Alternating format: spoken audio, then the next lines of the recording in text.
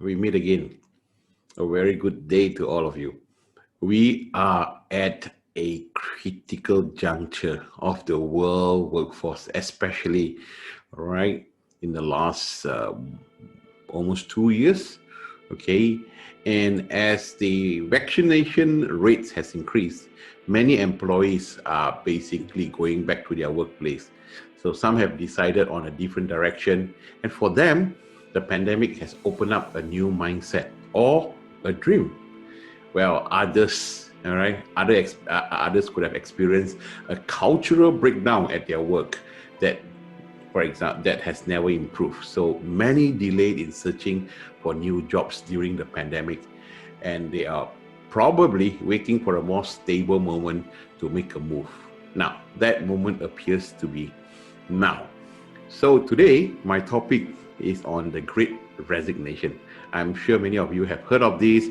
Some of you may not have heard of it, but of recent weeks or months, it has been something of a great debate. So what are we going to do as leaders, with this Great Resignation? And in this video, I will attempt to answer this question and giving you a few actions that you can take in order to reduce, or to minimize the impact of this new trend. So, as I explained just now, you have heard of it, So the term could come in many forms, but the most popular one is basically the Great Resignation. All right. So basically, the numbers of people are quitting. All right. Employees are quitting in big numbers. So data have showed that it is more than just a pay issue or the number of perks offered. So rather, it is the quit rate, all right? It is among those that's not engaged and the actively disengaged workers. So in the US, a record of 4 to 4.3 million people have quit their job in April alone this year. April 2021, in accordance to the US Department of Labor. And to put things into perspective, all right, up till now, more than 15 million, just in the US alone, 15 million US workers have quit their job, all right, until now, from April. And they are without a new job, and a new Microsoft survey, all right, that they have done on 30,000 workers globally recently. They found out that 41% were considering quitting or changing their profession this year. So what should we do as leaders? Organizations that take the time to understand the needs of the employees will have the edge in attracting and retaining top workers. So here are some 6 actions, that I've drawn out to help all of you, right, to do. So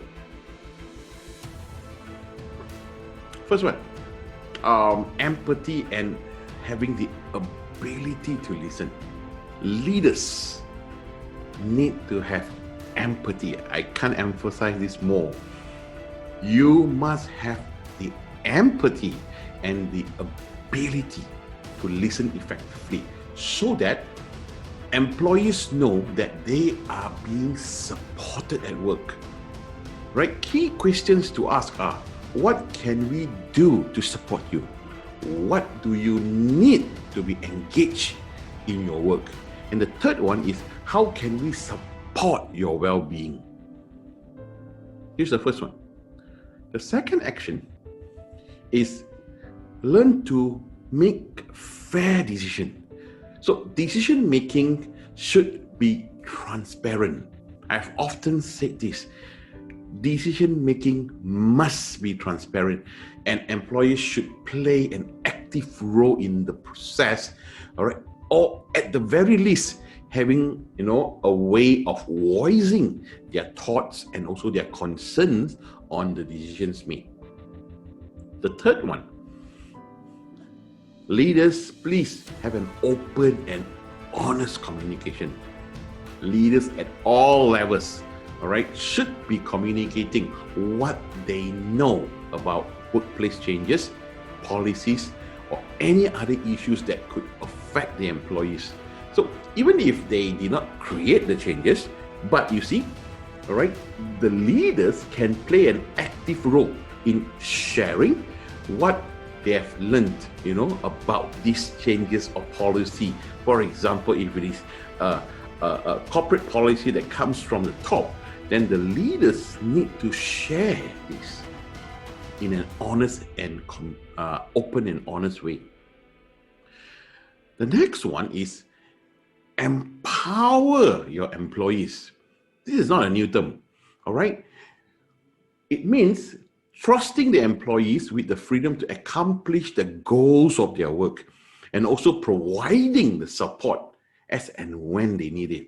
You need to allow your employees flexible work location, for example, to the extent possible, all right, is an example of providing, such empowerment. And leaders, you must create this foundation, all right, of empowering among the employees by creating, right, team level directions, your mission and objectives. So leaders, you can build trust.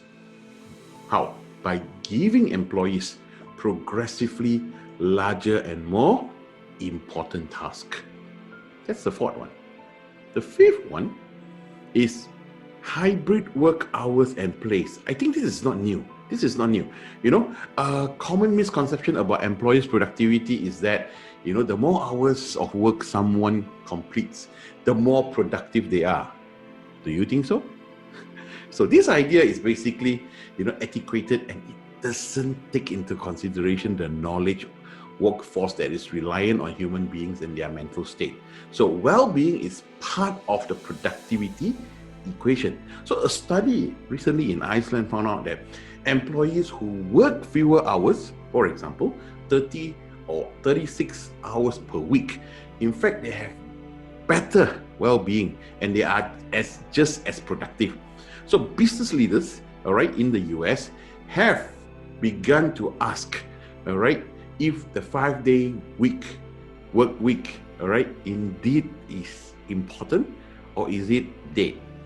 So according to a recent report, 51 employees, 51% of employees work entirely on site, while 49% they work off-site, working from home. So, and in fact, in the last couple of months, and in fact a year plus, right, this has been a most popular move, all right, that has been taken by a lot of companies. So here's an example, all right, in terms of working remotely, in terms of fully remote or semi-remote. It can be semi-remote working to one HQ, or you can mix a remote and micro hubs, or you can have fully remote working with flexible spaces. So these are some of the things that you can do in order to make, your workplace, all right, your hours, make it hybrid, And the sixth point here is you must have fair compensation. You see, compensation, it is an important piece of the equation, right? To what? Recruit and to retain the talent. And it is likely less expensive to compensate fairly and retain your employees than to lower the wages and pay for the turnover.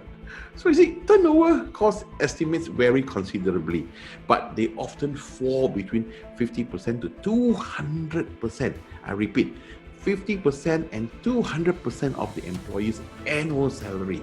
So please, have fair compensation. Now, to reverse the trend, all right, well, it hinges on meeting your people where they are. One, both geographically and emotionally. Now, this starts by understanding what drives your people on any given day. Some of the employees, are they dying to return to office? While others are perfectly content to stay, remote or continue to work from home. So you can provide a flexible option so that these people can work where they want, when they want. So always, as I've just mentioned, the 6 action. These are the things that you can, almost immediately take action. Number 1 is empathy and ability to listen. Number 2, fair decision making. Number 3, open and honest communication. Number 4, empower your employees. Number 5, hybrid working hours and place, right? And number 6, fair compensation. So there is really no magic formula that you can use, all right, on your employees to convince them to stay. And but by putting words to action, you can either reduce or even to the extent of reversing the impact of the Great Resignation. I hope that this video has been it will be of great help to you and your organization. Once again, I'm Philip Leong. If you have been following my videos and like the content and you want more of such content, please like, share, and subscribe. Have a great week ahead of you guys. Remember, leadership matters because people matter. So stay safe, stay healthy, and be a blessing. Bye-bye.